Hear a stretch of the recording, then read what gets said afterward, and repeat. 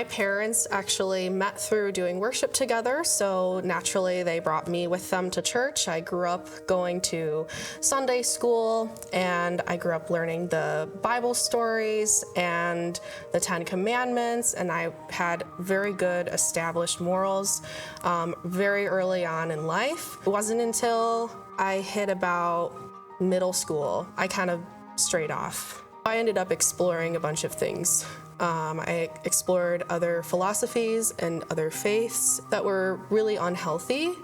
It made me vulnerable to making friends that were unhealthy for me. I had a bunch of toxic relationships throughout high school, and they were very damaging.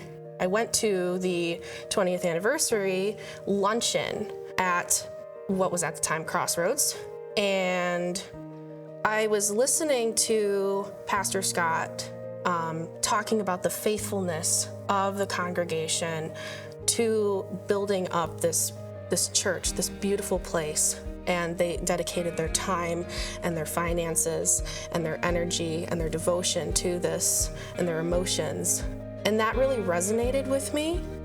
During the time that I was listening to all this, a really big thought popped into my head. And now I know that it was God speaking to me.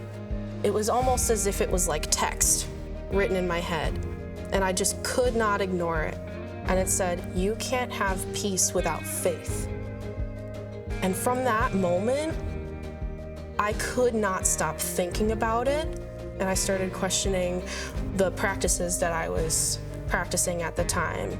I started questioning whether or not I believed in God.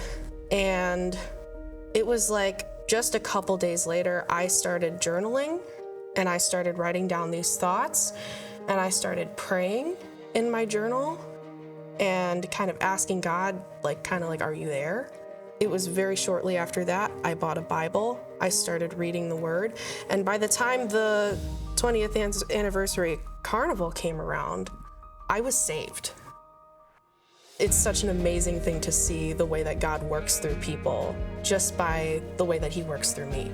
I want to be baptized because I have never, out of all of the times throughout my life that I have been so back and forth about my faith, I've wrestled with it.